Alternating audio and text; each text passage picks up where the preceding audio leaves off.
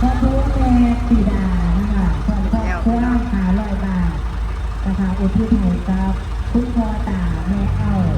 แม่ท่านนะคะตาสันเทียนนะคะแม่ราตรีพ่อแม่ราตรีพ่อแดงใช้ท้องดีความครอบครัว500 บาทพ่อบุญเลี้ยงแม่ปากายโอสถความครอบครัว300 บาทแม่บุญโถนแม่รัชนีท้องดีความครอบครัว300 บาทแม่ถาวรนายชานนท์นางประภาวดีจันทร์คำของครอบครัว300 บาทแม่พันพรพ่อหล่อของครอบครัว100 บาทแม่อุษาพ่อรอดของครอบครัว200 บาทพ่อสมรักแม่น้ำเดือดน้องมีลูกน้ำหลอด20 บาทพ่อสมศรีแม่ธนาพรแม่บุญธนาพรนะคะมองจังลูกนี้200 บาทแม่บุญตั้งพ่อสักกุดาพ่อครอบครัว120 บาทพ่อชิ้นร้อนแม่ปอของครอบครัว100 บาทแม่สำเร็จน้องมีลูกเงิน300 บาทแม่สำเร็จบ้านโคกสูงค่ะน้องมีลูกเงิน300 บาทแม่สุนัขน้องมีลูกนะคะเงิน100 บาทแม่สำเร็จบ้านโคกสูงนะคะแม่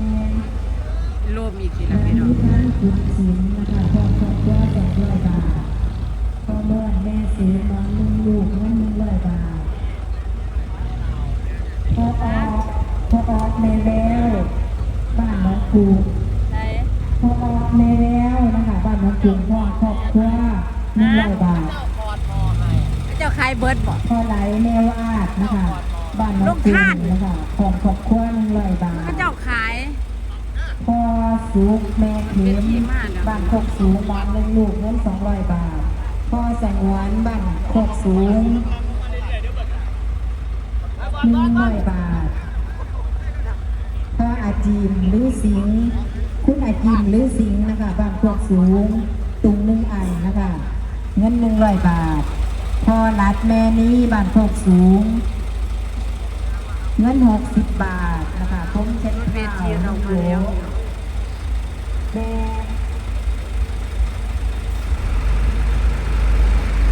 เตือนบ้านน้องคุงนะคะของครอบครัว100 บาท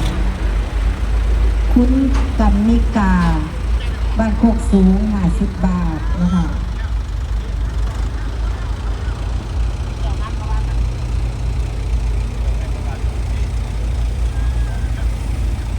น้องใบบุญน้องเอโซพร้อมครอบครัวนะคะ100 บาท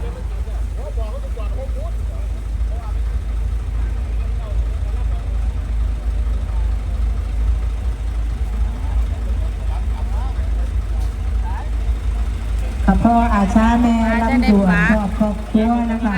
1 กล่องนะคะพ่อธันวาแม่สุชาดานะคะคุณครูแต้วพร้อมครอบครัว30,000 บาทคุณแม่แอดพ่อบุญเรื่องแม่เพชรคุณครูชนิสราโอดทิมพร้อมครอบครัว1 กล่อง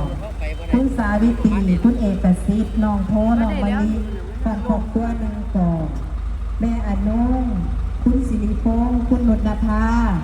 นะคะพร้อมครอบครัว1 กล่องแม่น้อยคุณธีรวุฒิคุณเกียรติดาวน้องจิ๋วน้องวิวพร้อมครอบครัว1 กล่องคุณอังคูลแม่ปังนาดาพี่สุขพร้อมครอบครัว1 กล่องพ่อโสวัสดิ์แม่น้อยขาวดูพร้อมครอบครัว1 กล่องปานใหญ่สมยศเกี่ยวแคนพร้อมครอบครัว1 กล่องแม่หนูเคนแม่อัชราแม่สุธินันท์ที่ดีพร้อมครอบครัว1 กล่องแม่บุญหลายพ่อแสวงคุณเมย์คุณแต้มน้องเมอลินพร้อมครอบครัว1 กล่องแม่เกศรคุณปนัดดาคุณปนกกรน้องไอโฟนพร้อมครอบครัว1 กล่องแม่เสียงทิพย์แม่เลี้ยงละอ่อพ่อมาลงไปน้องลูกผีน้องซีน้องครอบครัว1 กล่องพ่อสนิทน้องอายน้องแอลน้องออโต้ออตีนของครอบครัว1 กล่องแม่สะอาด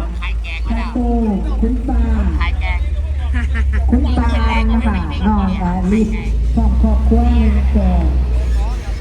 พ่อสุภาพแม่ผู้ซอยบุญข้ามจันน้ำตีครอบครัวหนึ่งกล่องคุณมงคลคุณรจลินครอบครัวหนึ่งกล่องคุณอริพัฒน์คุณรัชดาน้องลิลาพร้อมครอบครัวหนึ่งกล่องพ่อสมบูรณ์แม่สำเนียงสีตาม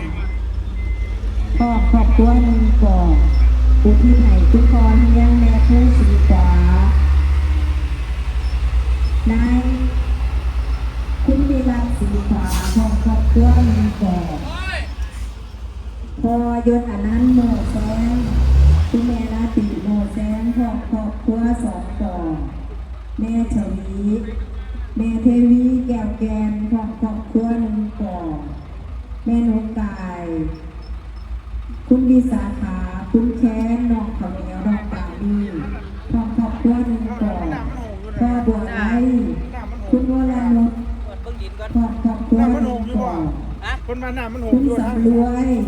ขาวเหนียวน้องกอดน้องตาทางครอบครัวหนึ่งกล่องคุณมีร้านบันทุกีคุณสมยศที่ดีไปเรียบร้อยแล้วเอาคันดีลงหนวดคุณแม่พี่พอคุณตีใหญ่ตีเล็กครอบครัวหนึ่งกล่องอุทิศให้กับคุณพ่อตั้งแต่ที่ดีเขาโบราณบอกนั่นแต่ฟีสก็จบจมเข้าดอกยางเขาเรียบร้อยคุณอภิพัฒน์คุณป่าลงคุณอภิพัฒน์คุณป่าลงขอบคุณก่อนมันนั่นรถนะก็นี่รถลำพ่วงแล้วพ่อพอหมายถึงว่าสถานที่เนี่ยยากก็ดีเคยไปเลยเคยจ้ะแล้วเขาจะมีรถโค้งไปเด้พ่อมันมีรถแมคโครเตรียมไว้ให้เดี๋ยวอันนี้รถไถเตรียมไว้ได้บ่นี่รถไถคันนั่นอีหลีมันก็คันไหนอีหลีมันก็ขึ้นว่าได้เด้พ่อก็คือตั้งลำจังรถลำพ่วงเฮาก็คือตั้งลำปุ๊บถอยมาเลยถอยมาแล้วก็ค่อยนั่นเนาะมาได้ที่ไปก็เอาน้ำออกมามันจ้ามันมาเจอประเด็นมันจ้ารถวิ่งกันทั้งเขาทั้งหมดบ้านจ้าคุณเท่านี้คุณกับน้องวันแจ้งว่าต้องพบตัวหนึ่งก่อนจากบ้านฟ้านะคะคุณชื่อว่าคุณสาวก็มีเกียรติจ้าจากบ้านฟ้าจากครอบครัวหนึ่งก่อนคุณลีนาราชวงศ์คุณสุภาพรศรีโกงซานต้องครอบครัวหนึ่งก่อนคุณแม่ท้องซานแก้วแกนคุณแม่อุมาพรแก้วแกนคุณครูตุ๊กตานะคะขอบคุณด้วยก่อนคุณแม่สมบัติบางแม่คุณสองพ่อต้องขอบคุณหนึ่งก่อนคุณแม่เดียวที่ดีคุณต่ออายุที่ดีต้องขอบคุณหนึ่งก่อนคุณพ่อบุญยงคุณแม่จะลุ้นน้องเบนน้องดอต้องขอบคุณหนึ่งก่อนพ่อปฏิบเมสิริพรแก้วแกนต้องขอบคุณหนึ่งก่อนคุณแม่สุบัติคุณนี่มันเป็นที่วัดบ่พ่อคุณแม่สุบัติคุณที่บ้านครับคุณวัชรภูมิเซลหินมาลดเลยเหรอไม่ได้คุณพัฒนานิตเตะจำมันนั้นเลือดเทพปุ่นบ่แห้งอุตส่าห์ไว้เทปปุ่นคุณพัฒนาไปบ้านไผ่เนาะแก้วแกนของครอบครัวสนิทสองกันไม่คิดคุณน้องศิลป์แก้วแกนของครอบครัวสำหรับคลิปนี้สมัยดีพี่น้อง